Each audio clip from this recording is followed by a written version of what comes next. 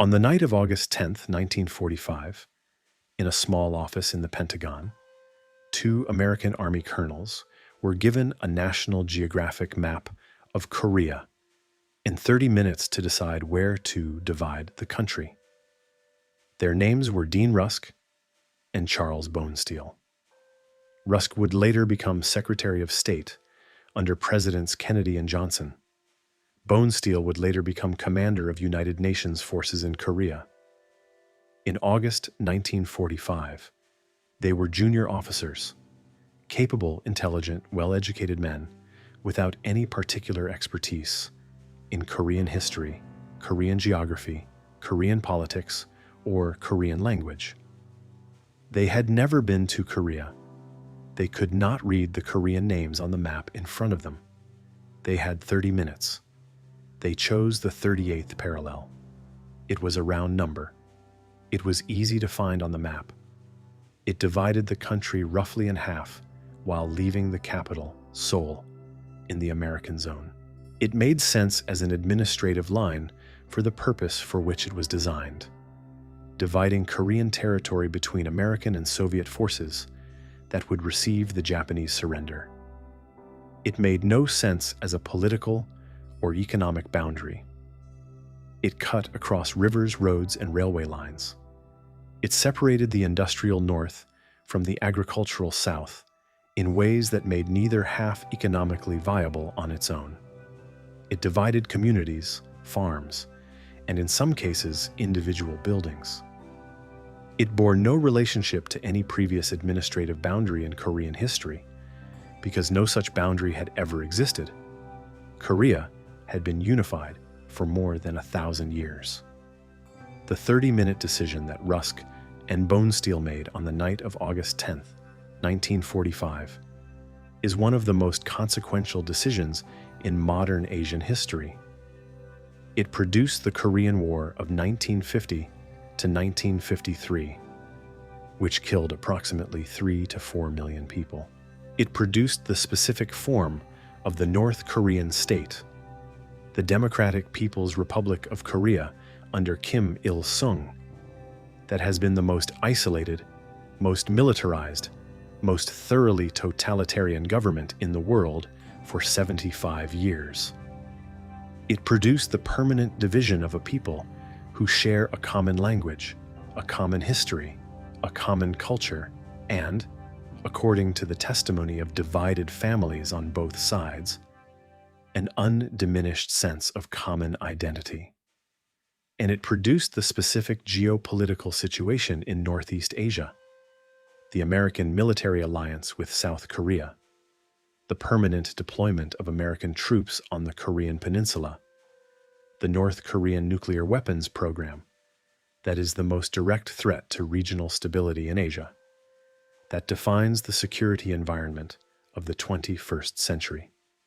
The 30 minutes in the Pentagon did not cause all of this. The decisions made by specific political actors, by Stalin, by Kim Il-sung, by Syngman Rhee, by Harry Truman, by Mao Zedong, in the years that followed the initial division, were at least as consequential as the original administrative decision. But the 30-minute decision created the framework within which all subsequent decisions were made. It created the division from which everything else follows. It is the founding moment of the Korean catastrophe. What historians get wrong about the partition of Korea is not the facts. The story of Rusk and Bonesteel and the National Geographic map has been told, in various forms, by multiple historians and by Rusk himself in his memoir, As I Saw It. What historians get wrong is the weight they assign to it. The partition of Korea is usually presented as an administrative measure that subsequently became permanent through the Cold War dynamics that neither party originally intended, as a decision that was meant to be temporary and that became permanent through a sequence of political failures. This presentation is technically accurate, but misleading in a specific way. It understates the degree to which the specific character of the 38th parallel, its arbitrariness, its economic irrationality, its indifference to Korean social and political geography, contributed to the specific character of the conflict it produced. The partition did not simply divide Korea. It divided Korea in a specific way that made the division exceptionally difficult to manage peacefully and exceptionally easy for political entrepreneurs on both sides to exploit. Understanding why requires understanding what Korea was in August 1945 and what the specific conditions of the liberation from Japanese colonial rule made the political situation so explosive. Korea had been under Japanese colonial rule since 1910, 35 years of occupation during which the Japanese had systematically suppressed Korean language, culture, and political institutions, had used Korean labor and Korean resources for Japanese industrial development, and had conducted a demographic transformation of the peninsula that left approximately 700,000 Japanese civilians living in Korea as administrators, businessmen, and farmers, alongside approximately 25 million Koreans. The Japanese colonial experience was, by most measures, more economically transformative and more culturally traumatic than the colonial experiences of most other Asian countries. The Japanese had built railways, factories, and administrative systems, the economic infrastructure of a modern economy, while simultaneously denying Koreans access to the professional and managerial positions that would have allowed them to operate that infrastructure independently. The Korean political landscape at the moment of liberation in August 1945 was, as a result, both politically sophisticated and organizationally fragmented. There were Korean communists, many of them veterans of the Chinese Communist movement, guerrilla fighters who had spent the colonial period in Manchuria and China, and who had developed organizational and military capacity through decades of armed resistance. There were Korean nationalists in exile, in China, in the United States, and in the Soviet Union, who had maintained provisional government structures and who had competing claims to represent the Korean nation.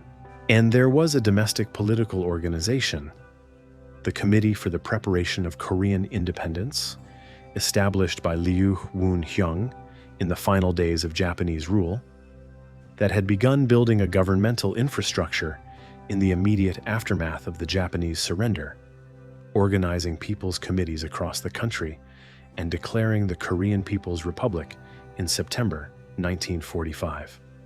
This domestic political organization is the dimension of the Korean liberation story that the standard histories most consistently underemphasize.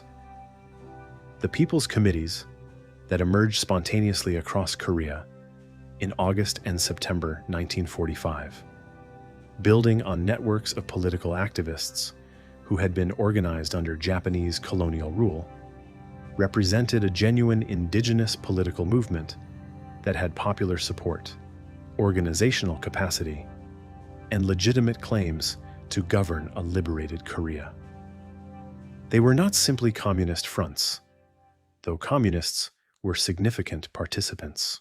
They were broad coalitions of anti-Japanese activists, labor organizers, intellectuals, and community leaders who were attempting to build a Korean government before any foreign power had the opportunity to impose one. The American response to the Korean People's Republic and the People's Committees was immediate and decisive. General John Hodge, who commanded American forces in Korea and who arrived in Incheon on September 8, 1945, refused to recognize the Korean People's Republic and ordered the dissolution of the People's Committees in the American zone. His reasons were partly political. The People's Committees had significant communist participation, and their recognition would have been incompatible with American Cold War objectives, and partly personal. Hodge was a combat general who had no experience of occupation administration, who had no Korean-speaking advisors, who initially retained the Japanese colonial administration in place because it was the only functional administrative structure available to him, and who approached Korea with a profound ignorance of Korean politics and Korean history that led him to make decisions whose consequences he did not understand. The retention of the Japanese colonial administration, which was reversed within weeks after widespread Korean protest, and the subsequent reliance on Korean conservatives who had collaborated with the Japanese colonial government, were the specific policy choices that most deeply damaged the American position in Korea. The Koreans who were willing to cooperate with the American military government in the immediate post-war period were disproportionately those who had been willing to cooperate with the Japanese colonial government. The class of Koreans who had accumulated property, education, and professional status under Japanese rule, and who had the most to lose from the kind of social and economic transformation that the independence movements across the left-right spectrum were demanding. Syngman Rhee, the Korean nationalist who would become the first president of the Republic of Korea, was in this sense the perfect American client. He was anti-communist. He spoke English. He had an American PhD and had spent decades in the United States. He had impeccable nationalist credentials. He had been a leader of the Korean independence movement since the Japanese annexation, and he was willing to work within the American framework of building a separate South Korean state, rather than insisting on the immediate reunification that most Koreans wanted. His very real authoritarian tendencies and his willingness to use political violence against his opponents were qualities that the American military government found manageable compared to the alternative of a Korean government that might accommodate the left. In the North, the Soviet occupation was building a different kind of state. The Soviets arrived in northern Korea with a political project, the establishment of a communist-aligned government that would serve Soviet strategic interests while performing sufficient populist functions to maintain popular support. Kim Il-sung, who had been a guerrilla fighter in Manchuria under the command of the Chinese Communist Eighth Route Army, and had subsequently spent the war years in the Soviet Union with the Soviet Army, was the Soviet choice for the leadership of the northern state.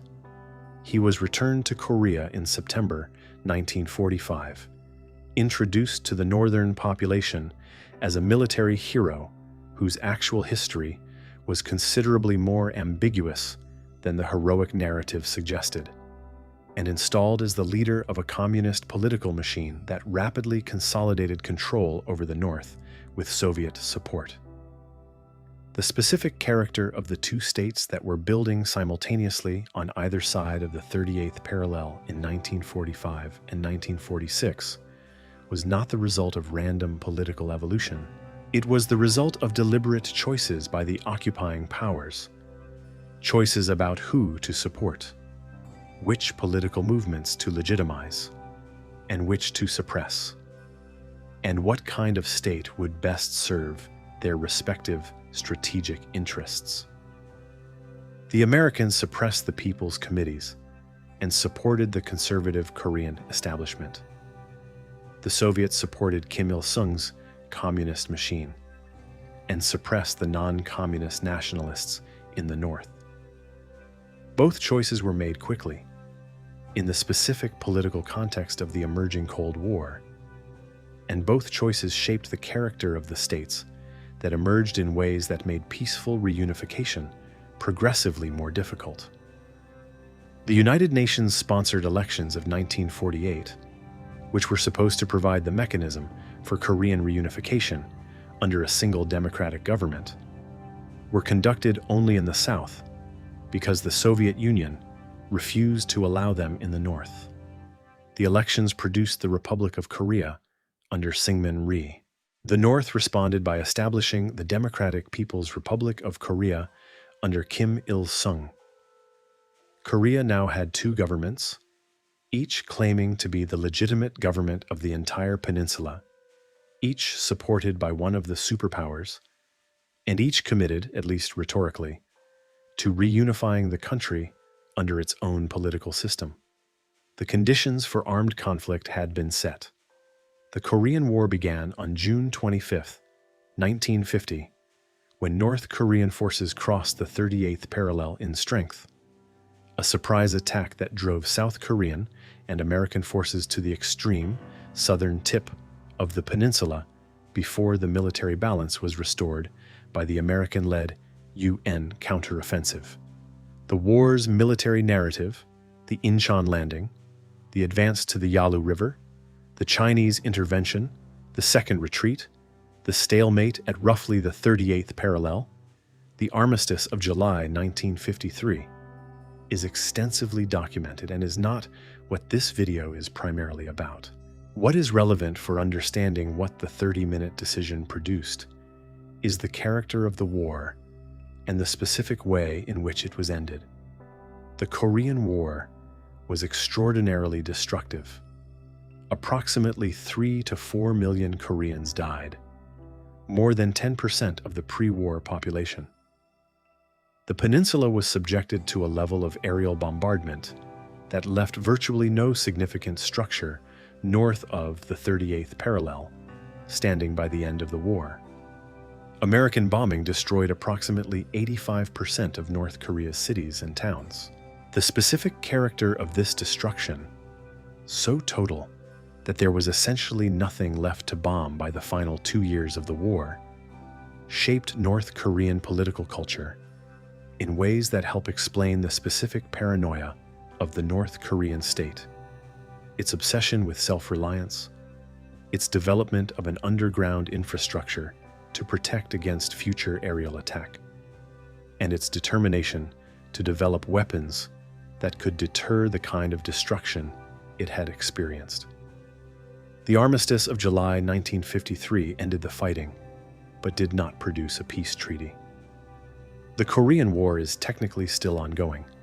No peace treaty has ever been signed.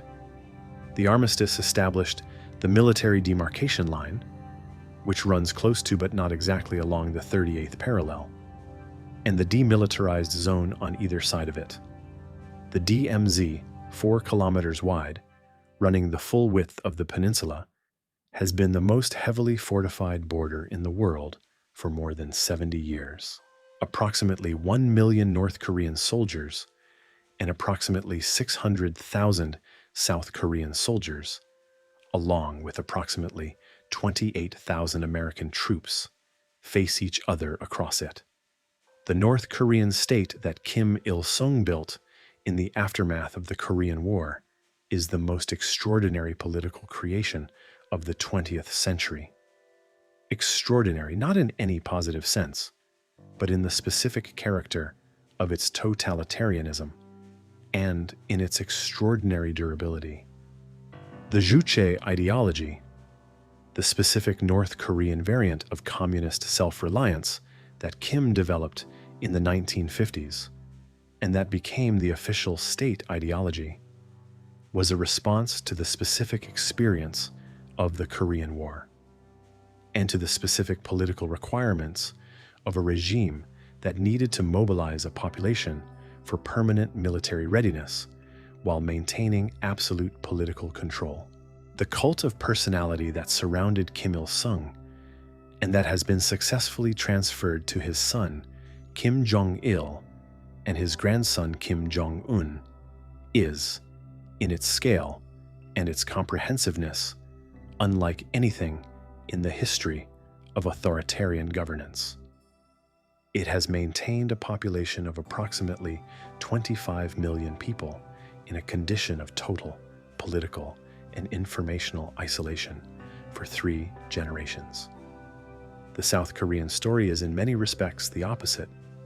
South Korea's economic development, from one of the poorest countries in Asia in the 1950s to the 12th largest economy in the world today, is one of the most remarkable development successes in the history of capitalism. The Park Chung-hee regime, which governed South Korea from 1961 to 1979, pursued a state-directed industrial development strategy. The chaebols, the large family-controlled industrial conglomerates that dominate the South Korean economy, that violated virtually every principle of the Washington Consensus while producing economic growth rates that averaged approximately 8% per year for 3 decades. South Korea built steel, built ships, built electronics, built automobiles, behind tariff barriers and with state direction, becoming a major industrial economy in a single generation. The specific irony of the Korean economic divergence, North Korea, which had the greater industrial infrastructure and the greater natural resources at the time of partition, becoming one of the poorest economies in the world, while South Korea, which started with the poorer economic endowment, became one of the richest, is the most concrete demonstration of what political institutions and economic systems determine about outcomes. The physical endowment was reversed. The institutional endowment, the economic and political systems that the 2 Korean states built, determined everything. The nuclear dimension of the Korean story is the dimension that makes the 30-minute decision of August 10th, 1945, most directly relevant to the 21st century. North Korea has been developing nuclear weapons since the 1980s, conducted its first nuclear test in 2006, and has since developed a nuclear arsenal that is estimated at somewhere between 40 and 100 nuclear warheads, along with the ballistic missiles to deliver them. The North Korean nuclear program is not simply a military capability. It is the specific instrument that the North Korean state has developed as a guarantee of its own survival, as a deterrent against the kind of American military intervention that destroyed the Korean infrastructure in the Korean War, and that has been the stated policy of every American administration since the Korean armistice. The North Korean nuclear program makes the Korean peninsula the most dangerous flashpoint in the world, in the specific sense that it is the only situation in which a nuclear exchange between nuclear-armed powers seems both conceivable and potentially rapid. The specific risk is not that North Korea would deliberately initiate a nuclear exchange against the United States, which would be suicidal, but that a conventional military escalation on the peninsula, triggered by miscalculation or accident, could escalate to nuclear use by a North Korean leadership that believed its survival was at stake. The scenario is not improbable. The peninsula has come close to military escalation on multiple occasions since the armistice, and the specific vulnerability of Seoul, which is within artillery range of North Korean positions and has a population of approximately 10 million people, means that even a conventional military exchange would produce catastrophic casualties before any escalation to nuclear weapons. The diplomatic history of attempts to address the North Korean nuclear program is a litany of near successes that did not succeed. The agreed framework of 1994, in which North Korea agreed to freeze its nuclear program in exchange for light water reactors and fuel oil, was widely regarded as a significant diplomatic achievement when it was signed and was effectively killed by the Bush administration in 2002. The six-party talks, involving North Korea, South Korea, the United States, China, Japan, and Russia, produced the 2005 joint statement, in which North Korea agreed to abandon all nuclear weapons and existing nuclear programs. The agreement collapsed within months over implementation disputes. The Singapore summit of 2018 between Donald Trump and Kim Jong-un was the highest-level American-North Korean diplomatic contact in history, and produced nothing concrete. North Korea has continued developing and testing its nuclear capabilities throughout all of these negotiations. The specific diplomatic challenge of North Korea's nuclear program is shaped by the fundamental unresolvedness of the Korean War. North Korea's nuclear program is, from North Korean perspective, the direct consequence of American military threat that has been continuous since 1950. The American refusal to sign a peace treaty, the continued presence of American troops in South Korea, the annual American-South Korean military exercises that North Korea experiences as rehearsals for invasion, and the American position that regime change in North Korea is a legitimate policy objective. All of these are North Korean justifications for nuclear weapons that are not simply propaganda. They reflect a genuine North Korean security calculation that the nuclear program is the only credible guarantee of regime survival. The divided Korean families, the approximately 10 million Koreans who were separated from family members by the partition and who had, in many cases, no contact with those family members for decades, are the human face of the 30-minute decision. The reunion events that have been organized periodically between South Korean civilians and their North Korean relatives, brief, highly controlled meetings in which elderly Koreans see siblings and parents and children they have not seen since the 1950s, are among the most emotionally overwhelming events in contemporary Asian life. They represent the specific human cost of a decision made by two American colonels who had never been to Korea and who divided the country with a line they drew on a National Geographic map. What historians get wrong about the partition of Korea is not primarily the facts, but the counterfactuals. The standard history presents the Korean partition as an inevitable consequence of the Cold War, as something that would have happened regardless of the specific decisions made in August 1945, because the Soviet-American competition would have produced a divided Korea in any scenario. This argument has some validity. The Korean independence movement was genuinely divided between left and right, and Soviet-American competition would genuinely have produced pressure for political division, regardless of the specific administrative arrangements. But the specific character of the 38th parallel, its arbitrariness, the speed with which it was drawn, the absence of any consultation with Koreans, shaped the subsequent political dynamic in ways that a differently designed arrangement might not have. A partition along a more natural boundary, one that had some correspondence to Korean social and economic geography, might have produced a more stable division. A partition that had been negotiated with Korean representatives rather than imposed by two colonels with a National Geographic map might have had greater legitimacy and might have produced a different response from the Korean political movements that the occupation powers proceeded to suppress. These are speculations.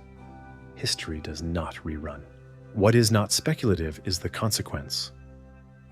The 30 minutes that Rusk and Bonesteel spent with a map in the Pentagon on the night of August 10th, 1945, produced a division that has lasted for nearly 80 years, that has killed millions of people, that has imprisoned 25 million North Koreans in the most comprehensive totalitarian state in human history, and that has created the most dangerous nuclear flashpoint in the 21st century world. The National Geographic map that they used to make the decision is in the archives. The division it created is in the geography of the peninsula and in the lives of the people on both sides of the line. Dean Rusk, reflecting on the decision in his memoir, described it as a hasty decision made under pressure with limited information. He was right. He also noted that the Soviets, who had agreed to the 38th parallel without negotiation, could have chosen a more favorable boundary and had not. He was also right about that. The Soviets accepted the American proposal because the 38th parallel was north of where their forces were when they entered Korea and gave them control of more territory than they might otherwise have secured. The specific geography of Soviet and American troop positions in early August 1945 meant that the 38th parallel was, from the Soviet perspective, a reasonable deal. Neither Rusk nor Bonesteel could have known, on the night of August 10, 1945, what the 30 minutes they were spending would produce. They were solving an immediate administrative problem: how to divide the responsibility for receiving the Japanese surrender in Korea between American and Soviet forces, with the tools available to them: a map, a pencil, 30 minutes, and no knowledge of Korea. The smallness of the decision, the administrative modesty of what they thought they were doing, and the enormousness of its consequences are perhaps the most striking feature of the story. Empires have been built with deliberate conquest and strategic planning. Korea was divided in half on a National Geographic map in 30 minutes by two men who had never been there and couldn't read the place names. The consequences have outlasted everything that was planned more carefully. If this story changed the way you think about how consequential decisions can be made in conditions of ignorance, haste, and indifference to the people most affected by them, subscribe. Every week we go deep on the specific moments and the specific people and the specific decisions that created the world we live in. Drop a comment below on whether you think Korean reunification will happen in your lifetime. I read everyone. I'll see you in the next one.